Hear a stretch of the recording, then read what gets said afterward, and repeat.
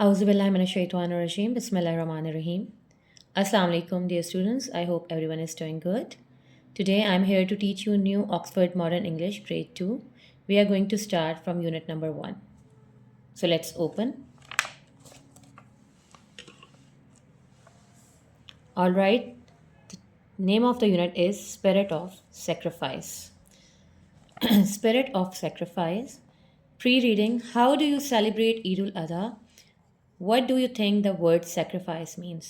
Before reading, you should know the answer of these two questions, जिसमें सबसे पहले तो आपको ये आइडिया होना चाहिए। एज़ यू नो हमारी 2 ईद्स हम सेलिब्रेट करते हैं बीइंग मुस्लिम। एक होती है हमारी ईद उल फित्र और दूसरी हमारी होती है Eid ul Azha. So you should know कि ईद उल अज़हा हम क्यों सेलिब्रेट करते हैं। ईद उल अज़हा के पीछे एक पूरा बैकग्राउंड है हमारे इस्लामिक हिस्ट्री का, ठीक है। उसके बिना पे जो है हम लोग उसको फॉलो कर रहे हैं उस ट्रेड को, और हम लोग इसको जो है वो ईद उल अज़हा को सेलिब्रेट करते हैं, जिसमें आप लोगों को पता होगा कि हमारे एक पैगंबर थे जिनके बेटे का जो है वो उनको ख्वाब आया कि उसको ज़िबा कर दिया जाए, और वो अल्लाह ताला के इतने फर्माबरदार थे, अल्लाह ताला के इतने करीब थे कि उन्होंने फ़ौरन उस चीज़ को एक्सेप्ट किया। उन्होंने अपने बेटे से बात की, उन्होंने भी कहा कि जैसा आप कहें। लेकिन जिस दिन वो ये करने लगे तो उसी वक्त अल्लाह ताला ने जो है वो एक जानवर जो है भेज दिया जिसकी कुर्बानी बताई गई, और उसके ज़रिए जो है वो एक फ़ॉलो किया गया ईद उल अज़हा को। वो दिन हमारे लिए ऐसा बना कि जिसको बीइंग मुस्लिम हमने सेलिब्रेट करना है, और उस दिन हम अपनी इस्तिताअत के मुताबिक एज़ पर आवर अफोर्डेबिलिटी हम जो हैं वो कोई एनिमल परचेज़ करते हैं और उसको अल्लाह ताला की राह में सेक्रीफाइस करते हैं। सो वो ईद उल अज़हा होती है, ठीक है। सेकेंडली उन्होंने कहा कि क्या आप इस वर्ड से फ़ैमिलियर हैं। सेक्रीफाइस, सेक्रीफाइस क्या होता है? सेक्रीफाइस मीन्स कुर्बान, ठीक है। कुर्बानी करना, कुर्बान करना, अपनी किसी प्यारी चीज़ को दे देना। Alright students, so now words to no.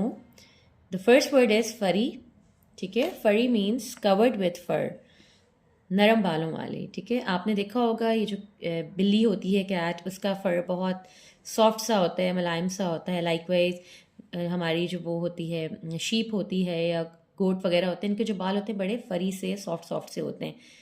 Show off, show off होता है दिखावा, किसी चीज़ का शो करना। अगर अल्लाह ताला ने आपको कोई चीज़ दी है उसको आप शो करें, दूसरों को दिखाएं, नेगेटिव सेंस में, to try to impress others, कि आप ऐसे दिखा रहे हैं कि वो चीज़ दूसरे देख के मुतासिर हों, वो शो ऑफ होता है। Sacrifice, to give up something that is important to you for someone और समथिंग एल्स। सेक्रीफाइस का भी हमने ऊपर भी देखा कि सेक्रीफाइस मीन होता है किसी चीज़ की कुर्बानी देना, कुर्बानी करना। अपनी कोई ऐसी प्यारी चीज़ जिससे आपको लगाव हो, मोहब्बत हो, उसको आप कुर्बान कर दें, ठीक है। किसी को दे दें या किसी और पर्पस के लिए उसको हम जब कुर्बान करते हैं वो हमारा सेक्रीफाइस होता है। एक्साइटेड, वेरी हैप्पी, जैसे कि आप अक्सर बताते हैं कि मैं अपने बर्थडे के लिए बहुत एक्साइटेड हूँ, I am so excited for Eid, ठीक है। इस तरह एक्साइटेड, एक्साइटमेंट, खुश होना। ब्लेसिंग्स, अ फेवर और गिफ्ट। ब्लेसिंग नेमत होती है, जैसे अल्लाह ताला ने हमें बेशुमार ब्लेसिंग्स अता की हैं। हमारे पेरेंट्स हैं, टीचर हैं, हमें एजुकेशन दी, हमें मुसलमान बनाया, that is also a blessing. So कोई एक फेवर या गिफ्ट जो हमें मिलता है, that is a blessing. All right, so now we will start reading the chapter, Spirit of Sacrifice. It was finally that time of the year. Ahad was excited and sad. Eid al-Azha was now only just a few days away. But why was Ahad sad? Last year he had a cute fluffy goat. The goat was his pet.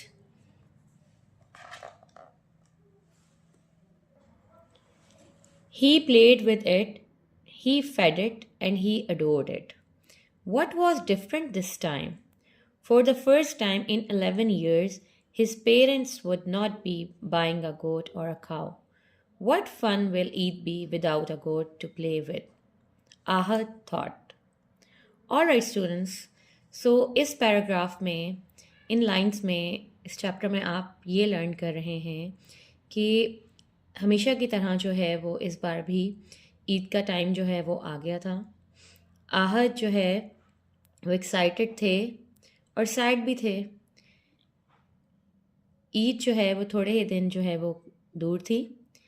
मगर point ये था कि आहत sad क्यों थे?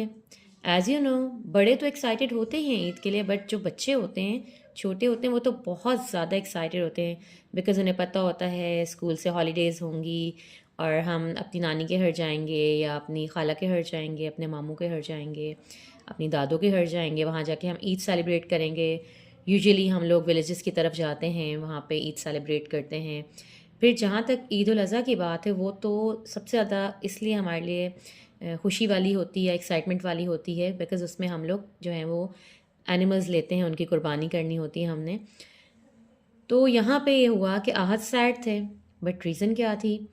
ऐसा था कि जो पिछला साल गुज़रा था ईद उल अज़हा का, उसमें उसने एक बहुत क्यूट सी फ्लफ़ी गोट ली थी, जो उसने अपना पेट भी बनाया फॉर फ्यू डेज़। ऑब्वियसली ज़ाहिर है, एक जानवर को, कुर्बानी वाले को आप ज़्यादा लंबे टाइम के लिए तो नहीं रख सकते, बट जितने डेज़ के पास उसके पास वो था, उसने उसे एज अ पेट जो है वो रखा, उसके साथ खेलता था, उसे खाना खिलाता था, उसे प्यार करता था, उसकी तारीफ़ें करता था। बट इस बार क्या ऐसा डिफरेंट था जो वो अपसेट थे, सैड थे? 11 ईयर्स में, दैट मीन्स कि आहत की एज क्या थी? 11 ईयर्स। 11 ईयर्स में ऐसा पहली बार होने जा रहा था कि आहत के पेरेंट्स जो हैं वो कोई गोट या काऊ नहीं ख़रीद पाए। और आहत की ये सोच थी कि क्या ही फ़ायदा होगा, क्या ही खुशी होगी, क्या ही इन्जॉयमेंट होगी अगर मेरे पेरेंट्स ने कोई जानवर नहीं लिया, कोई एनिमल नहीं लिया फॉर ईद। ठीक है? वेल, ऐसा है कि इसमें ये चीज़ हमें फ़ील हो रही है कि आहत पहले सालों में इसलिए खुश होते थे, एक्साइटेड होते थे और हैप्पी होते थे, बिकॉज़ उनके पास कोई ना कोई ऐसा एनिमल होता था सेक्रीफाइस करने के लिए, उनके पेरेंट्स लेके आते थे। बट दिस टाइम अगर उनके पेरेंट्स की ज़ाहिर है अफोर्डेबिलिटी नहीं बनी और वो ड्यू टू सम रीज़न वो नहीं लेके आ सके, तो आहत जो हैं वो सैड हैं। ऑल्दो ऐसा नहीं होना चाहिए, बिकॉज़ देखें, ये तो टाइम टू टाइम चेंज हो सकती है सिचुएशन। ज़रूरी तो नहीं है अगर आपके पेरेंट्स एक बार जो हैं वो एनिमल अफोर्ड कर रहे हैं और वो लेके आ रहे हैं, तो अगली बार भी ऐसा हो सके या अगली बार भी वो उसी तरह का जानवर लाएं जैसे कि वो पहले लाएं। इसमें चेंजेस आ सकते हैं विद टाइम। सो हम लोगों को इस चीज़ को अंडरस्टैंड करना चाहिए और आप लोगों को इस चीज़ को अंडरस्टैंड करना चाहिए कि आप लोगों के पेरेंट्स जो हैं वो वही चीज़ ला के दे सकते हैं जो उनकी अफोर्डेबिलिटी में आनी है। ठीक है? आहत ने इस चीज़ को जो है वो अंडरस्टैंड नहीं किया और वो इस चीज़ को लेके सैड हो गए कि भाई इस बार मेरे पेरेंट्स ने जो है वो कोई जानवर नहीं लाया, अब ईद क्या होगी? बेटा, ईद जो अज़ा जो है ना, वो है ज़रूर कुर्बानी की ईद, लेकिन उसमें ये ज़रूरी नहीं है कि आप सिर्फ जानवर लाएं और आप शो ऑफ़ करें, जी मेरा जानवर है, बड़ा है, छोटा है, क्या है। इसमें ये है कि हमने अपने जो नीयत है उसको अच्छा रखना है, पॉजिटिव रहना है और ईद को बाय एनी मीन्स हमें सेलिब्रेट करना चाहिए। जो लोग जानवर की कुर्बानी नहीं करते, क्या वो सेलिब्रेशन नहीं करते? क्या वो खुश नहीं होते? क्या वो बच्चे एक्साइटमेंट फील नहीं करते? बेटा, वी शुड सेलिब्रेट ईद, ठीक है, चाहे हमारे पास एनिमल हो ना हो सेक्रीफाइस करने के लिए, क्योंकि ईद को सेलिब्रेट करना इज़ वेरी इंपॉर्टेंट। बीइंग मुस्लिम, हमारी ईद जो है एक फेस्टिवल है, हमें उसको अच्छे तरीके से सेलिब्रेट करना चाहिए, खुशी से सेलिब्रेट करना चाहिए और इन छोटी छोटी चीज़ों को हमें जो है अपने ऊपर हावी नहीं करना चाहिए और मूड्स भी नहीं बनाने चाहिए, पेरेंट्स को भी परेशान नहीं करना चाहिए। ठीक है? So rest of the reading जो है वो आप लोग ख़ुद करेंगे, थॉरली करेंगे, ईच एंड एवरी पॉइंट इसमें आप पढ़ेंगे। इंशाल्लाह आपके पेरेंट्स आपको हेल्प आउट भी करेंगे। अगर आपका कोई कन्फ्यूजन हुआ तो आप जब आपके वर्किंग डेज़ हैं आप उनमें आके अपने टीचर से भी डिस्कस कर सकते हैं। बट आप इसे घर में ट्राई करेंगे, इसे रीड आउट करें।